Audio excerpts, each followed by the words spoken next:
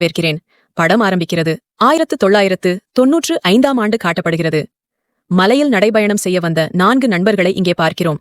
அவர்களில் ஒருவர் பால் என்று அழைக்கப்படுகிறார். இந்த இடம் மிகவும் பழமையானது. பழங்குடியினர் மற்றும் அவர்களது கோவில்களில் இருந்தும் சிலர் பார்க்கிறார்கள். அவர்களுக்கு மிகவும் பிடித்தது. அவள் ஒரு மலையின் உச்சிக்குச் சென்றபோது பாலிடமிருந்து ஒரு விசித்திரமான குரல் கேட்கிறது. வேறு யாரும் கேட்காதது. அவன் சத்தத்தை பின்தொடர்ந்து முன்னேறினான். ஆனால் அப்போது அவர் ஒரு பெரிய காரில் விழுந்தார். அவரது நண்பர்களும் உடனடியாக கார் அருகே வந்தனர். பாலின் நண்பர் ஒருவர் கயிற்றின் உதவியுடன் காரை கீழே இறங்குகிறார். மேலும் இது ஒரு குகை என்பதை அவன் பார்த்தான். பவுல் எங்கோ தொலைந்து உட்கார்ந்திருப்பதை அவன் காண்கிறான். மற்றும் மந்திரங்களை உச்சரித்தல். அவர் முன்னால் ஒரு எலும்புக்கூட்டை பார்த்துக் கொண்டிருந்தார். தஞ்சி அதன் அளவு சாதாரண எலும்புக்கூட்டுடன் ஒப்பிடப்படுகிறது. பெரிய எலும்புக்கூடு. பெரிய எலும்புக்கூட்டிற்கு முன்னால் வளைந்தன. ஆனால் பால் நண்பர்களுக்கு இதை பார்த்து ஒன்றும் புரியவில்லை. அதனால் அவனிடம் சென்றார்.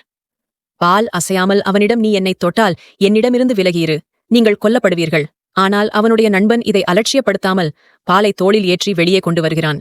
அவர் தனக்கு முன்னால் ஒரு மரவீட்டைக் காண்கிறார். அதில் அவர் பால் கொண்டு வருகிறார். இங்கு பனி பெய்து கொண்டிருந்தது. அதனால் இந்த 4 பேரும் இங்கிருந்து வெளியேற முடியவில்லை. இப்போது பால் தனது நண்பரை விட்டுச் செல்கிறார். 2 நண்பர்கள் உணவு ஏற்பாடு செய்ய வெளியே செல்கிறார்கள். பால் இன்னும் சுயநினைவின்றி இருந்தார். பாலின் நண்பன் அவன் கையில் ஒரு இசைக்கருவி இருப்பதை பார்க்கிறான். அதனுடன் அவனது நண்பன் விளையாட ஆரம்பித்தான். சிறிது நேரம் கழித்து அவர் வெளியே வரும்போது பனியில் ஒரு விசித்திரமான கருப்பு நிழலைக் காண்கிறார். எது அவனை நோக்கி நகர்ந்தது. அவனுடைய நண்பன் அவனுடைய உயிரை காப்பாற்றிக் கொள்ள வீட்டுக்குத் திரும்பி வந்தான். மற்றும் கதவை மூடுகிறது. அந்த நிழல் அவர்கள் வீட்டிற்கு வந்து கதவை தட்டுகிறது. இதனால் அவர் மிகவும் பயந்துள்ளார். ஆனால் சிறிது நேரம் கழித்து இப்போது அவளுடைய தோழி வரும்போது அவள் வெளியே ஒரு பயங்கரமான நிழலை பார்த்ததாக அவனிடம் சொல்கிறாள். ஆனால் வெளியே யாருமில்லை என்று இருவரும் கூறினாலும் அவள் மிகவும் பயமாகவும் பசியாகவும் இருந்தாள். இப்போது இதோ அவளுடைய 2வது நாள். இரவில் அனைவரும் தூங்குகிறார்கள். ஆனால் நள்ளிரவில் பால் எழுந்து தன்னுடன் இருந்த நண்பனின் காதில் ஏதோ கூறுகிறான். இப்போது காலை வந்தவுடன் பால் வீட்டில் இல்லாததை இவர்கள் பார்க்கிறார்கள். எங்கு சென்றார் என்று யாருக்கும் தெரியவில்லை.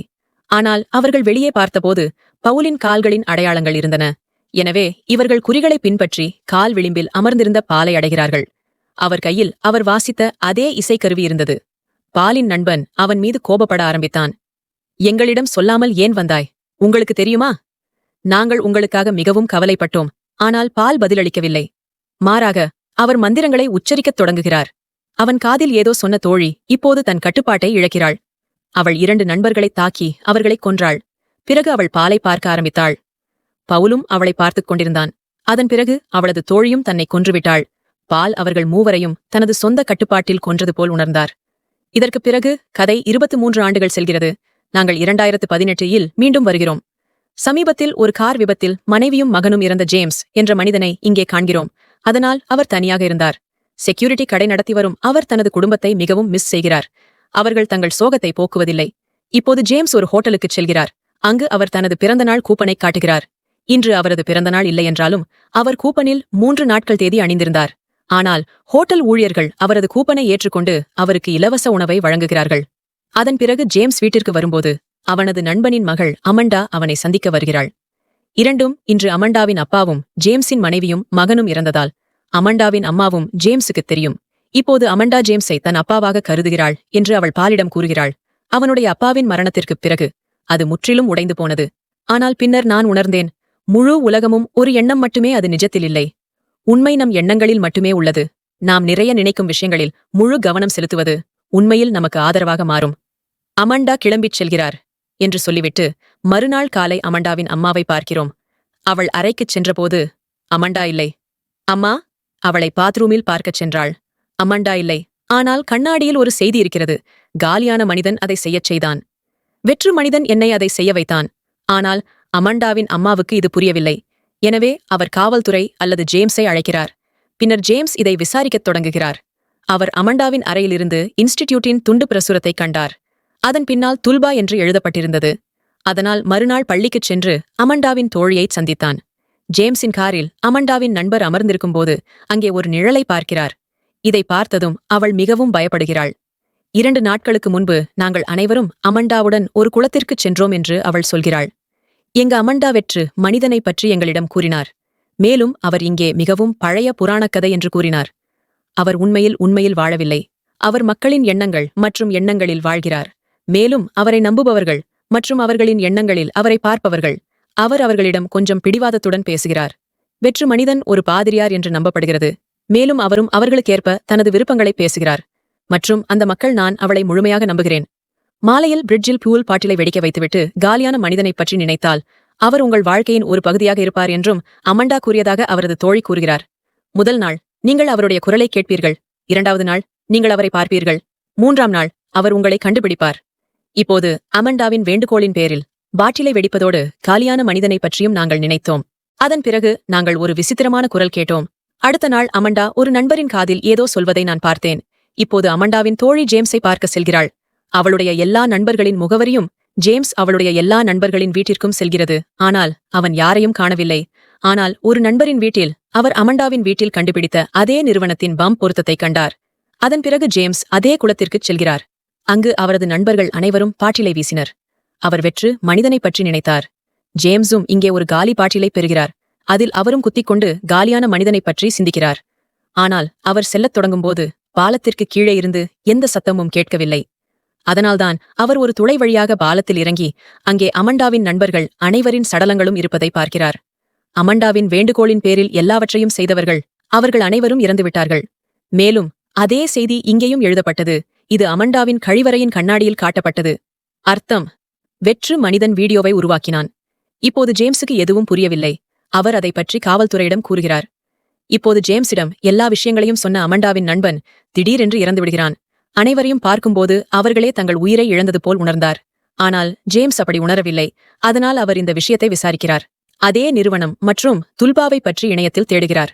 அந்த நிறுவனம் உண்மையில் ஒரு குழுவின் ஒரு பகுதியாக இருக்கும் ஒரு அமைப்பு என்பதை அவர் கண்டுபிடித்தார். அவர்கள் ஒரு வழிபாட்டு முறை, மேலும் சிந்திக்கும் எதையும் நிஜத்திற்கு கொண்டுவர முடியும் என்று அவர்கள் நம்புகிறார்கள். இத்தனைக்கும் பிறகு ஜேம்ஸ் இன்ஸ்டிடியூட்டுக்குச் செல்கிறார். அங்கு அவருக்கு நிரப்ப ஒரு படிவம் கொடுக்கப்பட்டது. இங்கு வரும் ஒவ்வொருவரும் நிரப்ப வேண்டும். ஆனால் ஜேம்ஸ் பூர்த்தி செய்யவில்லை மற்றும் நகர்கிறார். மக்களுக்கு பேச்சு கொடுத்துக் கொண்டிருந்த இன்ஸ்டிடியூட் தலைவரை பார்க்கிறார். அவரது பேச்சுக்கள் அமேண்டா ஜேம்ஸிடம் கூறியது போலவே இருக்கலாம். யாருடைய பார்வையில் அப்படிச் சொல்கிறார்? வெற்று மனிதனின் செய்தி. அதாவது அவரும் வெறுமையான மனிதராக இருந்தார். பேச்சுக்குப் பிறகு ஜேம்ஸ் ஹெட்டைச் சந்தித்து காலியான மனிதனைப் பற்றி அவரிடம் கேட்கிறார். அவர் ஒரு வகையான சக்தி என்றும் வெற்று மனிதர் அவரை முழுமையாக நம்பும் வரை அவரை பின்பற்றுபவர்களின் விருப்பங்களை நிறைவேற்றிக் கொண்டிருப்பதாகவும் ஹெட் அவரிடம் கூறுகிறார். இப்போது ஜேம்ஸ் இந்த விஷயங்களை கவனிக்காமல் அமண்டாவை பற்றி எதுவும் தெரியாததால் அவளை கண்டுபிடிப்பதில் கவனம் செலுத்துகிறான். ஒரு பெண் அமண்டாவை பற்றி கேட்கிறாள். ஆனால் அவனால் அவளை பற்றி எந்த தகவலையும் கொடுக்க முடியாது. அதன் பிறகு ஜேம்ஸ் அந்த இடம் முழுவதும் தேட ஆரம்பித்தார். ஒரு கருப்பு பேப்பரை மிக கவனமாக பார்த்துக் கொண்டிருந்த சிலர் ஒரே இடத்தில் அமர்ந்து பதிவுகளை கேட்டுக் கொண்டிருப்பதைக் கண்டார். ஆனால் அவர்கள் என்ன செய்கிறார்கள் என்று ஜேம்ஸுக்கு புரியவில்லை. அவர் ஒரு அறைக்குச் சென்றார். அங்கு பலர் நாற்காலிகளில் அமர்ந்தனர். அவர்கள் ஒரு காலியான மனிதனை அழைத்தார்கள். ஆனால் இந்த இடத்திலிருந்து ஜேம்ஸ் தூக்கி எறியப்பட்டார். இப்போது இங்கே ஜேம்ஸ் சிறிது நேரத்திற்கு முன்பு அமண்டாவை பற்றி கேட்ட அதே பையனை சந்தித்தார். அதனால் இப்போது காட்டிலிருக்கும் பயிற்சிக்காக அமண்டா வேறொரு வளாகத்திற்கு அனுப்பப்பட்டதாக அவர் கூறுகிறார். நீங்கள் அவளை கண்டுபிடிக்க விரும்பினால் அங்கு செல்லுங்கள். மேலும் அவர்கள் அனைவரிடமிருந்தும் நீங்கள் விலகியிருப்பது நல்லது. ஏனென்றால் அவர்கள் அனைவரும் மிகவும் ஆபத்தானவர்கள். இப்போது ஜேம்ஸ் தனது நண்பரின் மகள் அமண்டாவை எப்படியாவது கண்டுபிடிக்க வேண்டும். அதனால் அவர் அதே காட்டிற்கு செல்கிறார். அவர் ஒரு அறையை கண்டுபிடித்தார். அதில் அந்த கோப்புகள் அனைத்தும் இருந்தன. அவற்றில் ஒரு கோப்பு அமண்டா மற்றும் ஜேம்ஸுக்கு சொந்தமானது. ஆனால் ஜேம்ஸின் கோப்புகள் முற்றிலும் காலியாக உள்ளன. ஜேம்ஸ் வேறொரு அறைக்குச் சென்றார். அங்கு அந்த வீடியோ கேசட்டுகள் அனைத்தும் இருந்தன. அதில் ஒருவராக நடித்தார். ஜேம்ஸ் பார்க்க ஆரம்பித்தான். இங்கு சிலர் ஒரு மனிதரிடம் விசித்திரமான பரிசோதனை செய்து கொண்டிருந்தனர். அதன் பிறகு அவர் மீது சூனியம் வைக்கப்பட்டது. அந்த மனிதனை உள்ளே யாரையோ கொண்டுவர முயல்வது போல் தோன்றியது. அடுத்த கணம் அந்த மனிதனுக்குள் வருகிறான். இப்போது பார்த்தவுடனே நினைவு வந்தது. ஜேம்ஸ் வெளியிலிருந்து சத்தம் கேட்கத் தொடங்குகிறார். அவர் சோதனைக்கு சென்றபோது ஏராளமானோர் மந்திரங்களை உச்சரித்தபடி தீயில் சுற்றித் திரிந்தனர். ஜேம்ஸ் அவர்களை உன்னிப்பாக கவனித்துக் கொண்டிருந்தான். இப்போது நெருப்பு திடீரென்று வானத்தை நோக்கிச் செல்லத் தொடங்குகிறது. ஜேம்ஸ் பயப்படுகிறார். ஆனால் அந்த மக்கள் அனைவரும் அவரை ஏற்கனவே பார்த்திருக்கிறார்கள். அவரை கொல்ல அவர்கள் ஜேம்ஸை நோக்கி நகரத் தொடங்குகிறார்கள். ஆனால் அவர் உயிரை காப்பாற்ற காருடன் ஓடவில்லை. அவர் காவல் நிலையத்திற்கு வந்து அந்த அமைப்பை பற்றி போலீசிடம் கூறுகிறார். ஆனால் யாரும் நம்பவில்லை.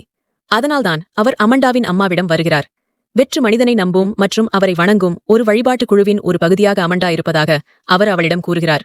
அப்போது ஜேம்ஸுக்கு அழைப்பு வருகிறது மற்றும் யாரோ அவரது காதில் விசில் அடிக்கிறார்கள். தொங்கவிட்ட பிறகு ஜேம்ஸ் அமண்டாவின் அம்மாவிடம் வழிபாட்டு நபர்கள் மிகவும் ஆபத்தானவர்கள் என்றும் காலியான மனிதனுக்காக அவர்களால் எதையும் செய்ய முடியும் என்றும் கூறுகிறார்.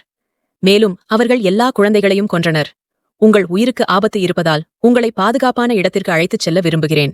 இதைச் சொல்லிவிட்டு ஜேம்ஸ் அவளை தன்னுடன் அழைத்துச் சென்றான். உண்மையில் அவர்கள் இருவரும் ஒருவரையொருவர் நேசித்தார்கள். ஆனால் ஒருவருக்கொருவர் சொல்லவில்லை. ஜேம்ஸ் அவளை ஒரு ஹோட்டலில் விட்டுவிட்டு, நீ இங்கேயே இரு, அல்லது படையில் தங்கலாம் என்று கூறுகிறான். இப்போது ஜேம்ஸ் இரவில் தூங்கும்போது செய்ய அவள் ஒரு மருத்துவமனைக்கு வருகிறாள். பின்னர் ஜேம்ஸ் உள்ளே செல்கிறார். பல வருடங்களாக கோமா நிலையில் படுக்கையில் கிடக்கும் ஒரு மனிதனின் முன் அந்த மக்கள் அனைவரும் தலைவணங்குவதை அவர் காண்கிறார். ஜேம்ஸுக்கு ஒன்றும் புரியவில்லை. அதனால் அந்த சிறுவன் வெளியே வந்ததும் ஜேம்ஸ் அவனை பிடிக்கிறான். என்னை ஏன் காட்டுக்கு அனுப்பினாய் என்று அவனை கடுமையாக அடித்துக் கேட்டான். அப்போது அந்த சிறுவன் அவனிடம் என் குழு உறுப்பினர்கள் என்னை காட்டுக்கு செல்ல சொன்னதாக கூறுகிறான். ஜேம்ஸ் படுக்கையில் கிடக்கும் அந்த மனிதனை பற்றி கேட்கிறார். அப்போது அந்த சிறுவன் அவனிடம் அந்த வெற்று மனிதனிடம் சொல்கிறான். அந்த நபர் மூலம் எங்களிடம் பேசுகிறார். ஆனால் ஜேம்ஸுக்கு ஒன்றும் புரியவில்லை. அதனால் அவர் மீண்டும் இன்ஸ்டிடியூட்டுக்கு வந்தார். மறுநாள் அவர் அனைத்து கோப்புகளும் வைக்கப்பட்ட இடத்திற்குச் சென்றார். அங்கு அவர் கோப்பு எண் 14ஐ பெறுகிறார். அது மிகவும் வித்தியாசமாக இருந்தது. ஜேம்ஸ் இந்த கோப்பை திறக்கிறார். ஏனெனில் இது வேறு யாருடையது அல்ல, ஜேம்ஸின் கோப்பு. அதில் அவர் தனது குடும்பத்தை பற்றிய அனைத்து தகவல்களையும் கொண்டிருந்தார். மேலும் அவருக்கும் அதே பிறந்தநாள் கூப்பன் இருந்தது. அவர் 3 நாட்களுக்கு முன்பு இலவச உணவை சாப்பிட பயன்படுத்தினார். அவர் ஜேம்ஸின் படத்தில் இருந்தார்.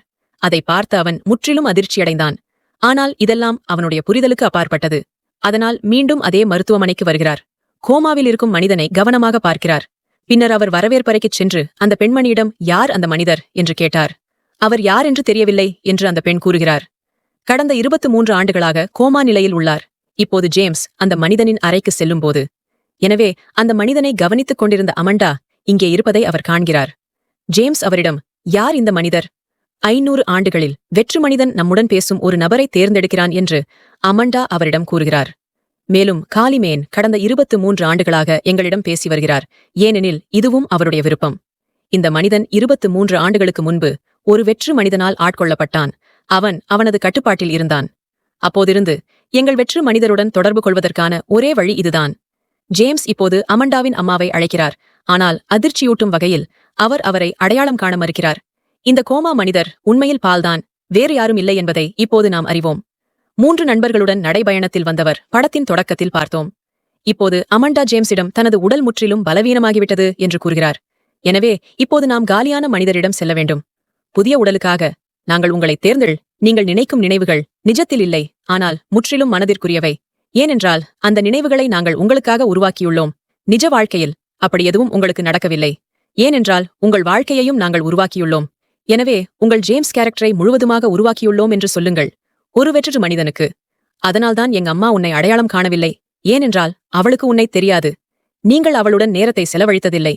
எங்க அம்மாவும் நீங்களும் ஒருவரையொருவர் நேசிக்கிறீர்கள் என்று நீங்கள் நினைத்ததை நான் உங்கள் மனதில் வைத்தேன். ஏனென்றால் வெற்று மனிதனின் புதிய புரவலன் பயத்துடன் அத்தகைய உணர்ச்சிகளையும் அவமான உணர்வையும் கொண்டிருக்க வேண்டும். இதுபோன்ற விஷயங்கள் மிகவும் முக்கியம். ஏனென்றால் அந்த உடல்கள் ஒரு வெற்று மனிதனுக்கு சரியானவை. அதில் ஒரு வெற்று மனிதனை அடக்கம் செய்யலாம். ஏனெனில் இந்த உணர்வுகள் அந்த நபரை வலிமையாக்குகின்றன. அதனால்தான் அந்த மனிதனால் வெற்று மனிதனை பொறுத்துக் கொள்ள முடியும். இந்த வகையான உடல் துல்பா என்று அழைக்கப்படுகிறது. இனிமேல் நீயே எங்கள் புதிய துல்பா. இப்போது ஜேம்ஸ் அவதிப்பட ஆரம்பிக்கிறான். அவனுடைய மனம் 23 ஆண்டுகளுக்கு முன்பு பால் அதன் முன் அமர்ந்திருந்த இடத்திற்கு செல்கிறது. எலும்புக்கூடு இப்போது அவர் வெற்று மனிதனை பார்த்தவுடன் அவர் ஜேம்ஸை கைப்பற்றி அவருக்குள் செல்கிறார். மேலும் அவர் அவரை கட்டுப்படுத்துகிறார். ஆனால் இதன் காரணமாக ஜேம்ஸ் சுயநினைவுக்கு வரும்போது அவர் தனது வீட்டிற்குச் செல்கிறார். அங்கு அவர் இனி ஒரு மனிதர் அல்ல, ஆனால் ஒரு துல்பா, அதாவது வெற்று மனிதர்கள் என்று அவர் உறுதியாக நம்பினார்.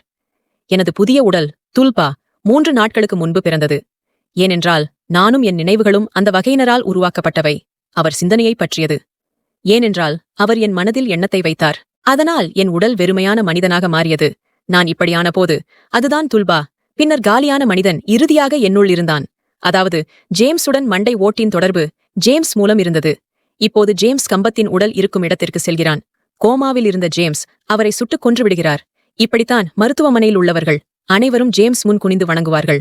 அதாவது ஜேம்ஸ் மூலம் வெற்று மனிதனை வணங்குவார். வெற்று மனிதன் ஒவ்வொரு நபரையும் கொன்றுவிடுவான். வெற்று மனிதனை பற்றி நினைத்தவர், ஆனால் அவரை நம்பவில்லை. வெற்று மனிதன் மக்களை கொல்லும் வேலையைச் செய்கிறான் என்று அவள் பயந்தாள். இப்போது ஜேம்ஸின் கதாபாத்திரத்தை மனதில் நினைத்து அதை மனதில் வைத்து உலகிற்கு கொண்டு வந்தனர். பின்னர் அதில் நினைவுகளை வைத்து அது வெற்று மனிதனுக்கு சரியானதாக மாறும். இப்போது ஜேம்ஸின் உடல் பலவீனமாகும்போது, எனவே தொகுப்பாளருக்கு அவர் மீண்டும் ஒருவரை தனது மனதில் உருவாக்கி அவரை உலகிற்கு கொண்டு வந்து வெற்று மனிதனில் அவருடன் தொடர்பு கொள்ளும் வழிமுறையை உருவாக்குவார். அவருடைய இந்த பயணம் எப்போதும் இப்படியே தொடரும். இத்துடன் இந்த படம் முடிகிறது. நமது சேனலை சப்ஸ்கிரைப் பண்ணுகள், லைக் பண்ணுகள், ஷேர் பண்ணுகள். நன்றி, வணக்கம்.